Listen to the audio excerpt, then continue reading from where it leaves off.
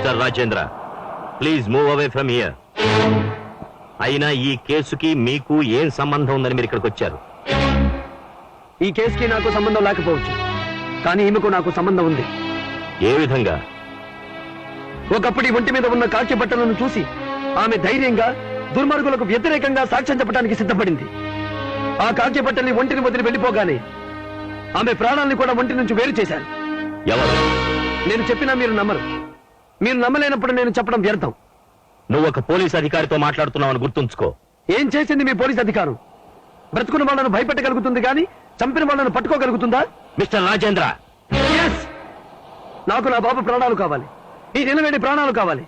మీ అధికారాన్నంతా ఉపయోగించి తెచ్చివ్వగలరా? నేను నేరస్తుల్ని పట్టుకున్న రోజునే మీరు వక్రంగా ఆలోచించుకుంటా వాళ్ళని అరెస్ట్ చేసి ఉంటే ఈ రోజు మీరు ఈ శవ పంచాయతీకి వచ్చుండేవాళ్ళు కాదు, ఇంకా పిలిచుండేవారు. ఎవరు సాక్షులో ఎవరు నేరస్తులో మాకు బాగా తెలుసు. చట్టాన్నే ధిక్కరించి పవిత్రమైన యూనిఫారాన్నే కాదన్న నీ దగ్గర పాఠాలు నేర్చుకోవాల్సిన అవసరం మాకు లేదు. నేరస్తుల్ని పట్టుకోవాల్సిన బాధ్యత మీకుంటే ఈ నేరాలు ఆపలేరా అని ప్రశ్నించే హక్కు ఒక పౌరుడిగా నాకుంది డిఎస్పీ గారు. మీ బాధ్యత పూర్తి చేసుకోవడానికి అనాథప్రేతంగా ఆ శవాన్ని తగలబెట్టేస్తారు. అనాథ బిడ్డగా ఆ బాబుని శరణాలయానికి అప్పగిస్తారు. అంతకు మించి మీరేం చేయలేరు.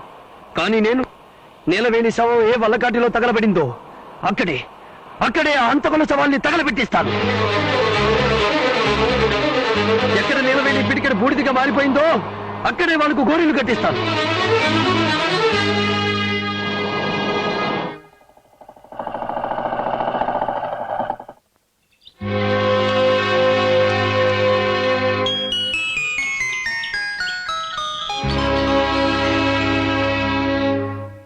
ఎవర్రా కుర్రాడు?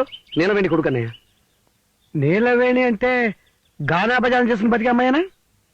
అవునన్నయ్య. ఇక్కడికేం తీసుకొచ్చా? తల్లిని పోగొట్టుకున్న వీడికి అమ్మను చూపించడానికి, బిడ్డను పోగొట్టుకున్న వదినకి కొడుకుని తిరిగి ఇవ్వడానికి. పెంచుకోమని చెప్పడానికి చెడిపోయిందని కొడుకే దొరికాడరా నీకు? చెడిపోయింది నీలవేణి కాదన్నయ్య, సంఘం. దాన్ని బాగు చేసే ప్రయత్నంలో నీలవేణి ఆమె భర్త బలైపోతే వీడు అనాథగా మిగిలిపోయాడు. నువ్వు చూపించే జాలి నేను చూపించగలనయ్యా, కానీ అది వాడి చేత నన్ను అమ్మా అని పిలిపించగలదా? వదిన, వీడు అమ్మా అని పిలిస్తే నీతి అమ్మా అని పిలిచినట్టు, వీడు నాన్న అని పిలిస్తే న్యాయం నాన్న అని పిలిచినట్టు.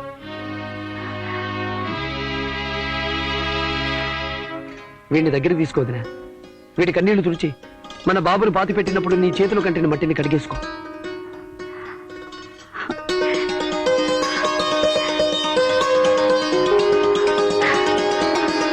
ఆ కుంకర్ణుడి గారిని దున్నపోతను పెంచినట్టు పెంచారు.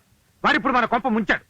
అసలు తెలివితేటలతో సాధించవలసిన ఇటువంటి పనికి ఆ మూర్ఖుడి పంపించడం అనుచితం, అన్యాయం చెప్పేసి నేను మనవి చేసుకుంటున్నాను. సర్లేవయ్యా, వాళ్ళు బయట పెట్టబోయే మన రహస్యాలు ఏమిటో వాటిని తెలుసుకోవాలి.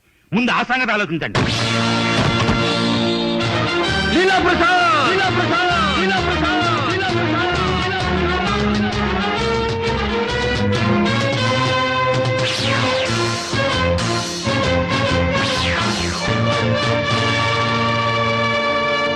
మమ్మల్ని ఎదిరించేవాడి అడ్రస్ కేర్ ఆఫ్ శ్మశానం అని తెలిసే వచ్చావా? నేను శ్మశానంలో తగలబడిపోయే మామూలు గట్టను కాదురా, మరుభూమిలో రుద్రతాండవం చేసిన ప్రళయ రుద్రుణ్ణి. నువ్వెంతటి వాడువైనా మమ్మల్ని ఎదిరించలేమని చెప్పేసి మనవి చేస్తున్నాను. కాకి బట్టలు విప్పేసి నీకు కర్మకాండ కూడా దగ్గర పడిందని చెప్పేసి మనవి చేస్తూ ఈ సిగరెట్ కూడా వెలిగించుకుంటున్నాను. వెలిగిస్తారా? చిత్తిపంటల్లో చలి కాచుకునే వెదవలరా మీరు? మా బాబుని అన్యాయంగా చంపి మా వదినను బిడ్డలేని తల్లిని చేశారు. నీలవేణిని ఘోరంగా హత్య చేసి ఆ పసివాడిని తల్లి లేని బిడ్డను చేశారు. ఇప్పుడు నిన్ను దిక్కులేని శవాన్ని చేస్తాం. లేదు, మీలాంటి నీచుల మనుగడతో పాపపంకిలమైన ఈ నేలను మీ రక్తంతోనే పునీతం చేయడానికి వచ్చాను. పసిబిడ్డ ప్రాణాలు విడిచే ముందు పడ్డ ఆక్రందన మీ గుండెల్ని బద్దలు కొట్టుకునేలా చేస్తాను. అసాయరాలు ఊపిరి విడిచే ముందు పడ్డ ఆవేదన మీ హృదయాన్ని చీల్చుకుని వచ్చేలా చేస్తాను.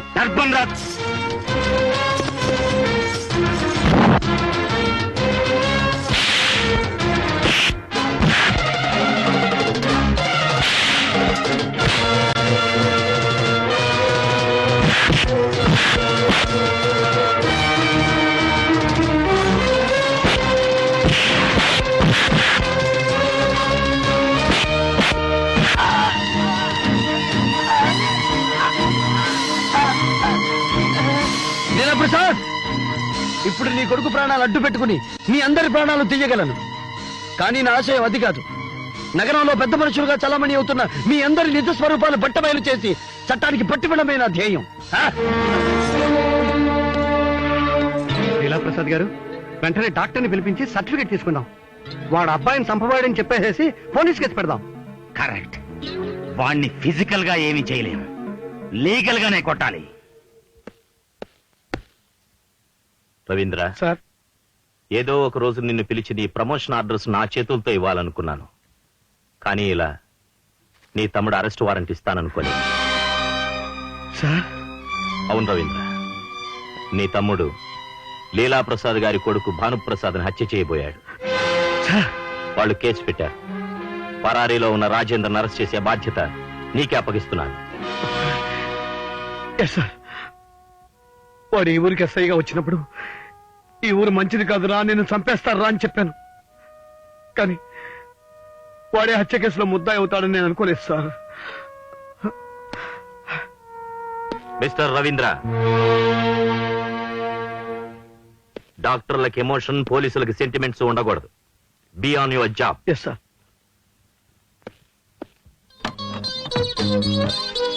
దాదా, దాదా, ఏమిటి దాదా నువ్వు అనేది? అవును రాజేంద్ర, నీ చేతిలో చావు దెబ్బలు తిన్న భానుప్రసాద్ హాస్పిటల్లో చేరాడు.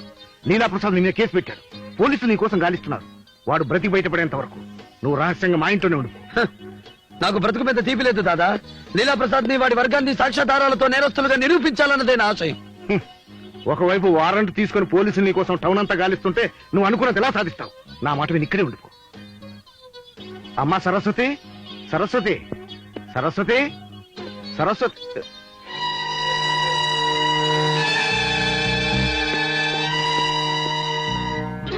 దాదా, ఈ నగరంలో నాకు మిగిలిన శత్రుశేషం ఆ మాజీ ఎస్ఐ గాడు ఒక్కడే. ప్రతి చిన్న పనిలోనూ వాడు మనకు అడ్డొస్తున్నాడు. చేశాడు. వాడి కోసం పోలీసులు గాలిస్తున్నారు. ఇదే అవకాశంగా తీసుకుని వాడిని చంపేసి దాన్ని ఆత్మహత్యగా నిరూపించాలి. ఈ పని చేస్తే నేను నీకు ఇచ్చే బహుమానం ఏమిటో తెలుసా? భర్తని పోగొట్టుకున్న నీ కూతురు మెళ్ళలో నా కొడుకు తాళి కడతాడు. ఈ పని చెయ్యకపోయావో అల్లుణ్ణి పోగొట్టుకున్న నువ్వు కూతుర్ని కూడా పోగొట్టుకుంటావు. కావాలంటే ఒక్కసారి విను. నాన్న, ఈ దుర్మార్గులు నా ప్రాణం తీసినా సరే నువ్వు మాత్రం కట్టుపట్టుకోకు. నా ప్రాణాలు పోయినా సరే నీతి కోసం నిలబడ్డ రాజేంద్రకు మనం అండగా నిలబడదాం.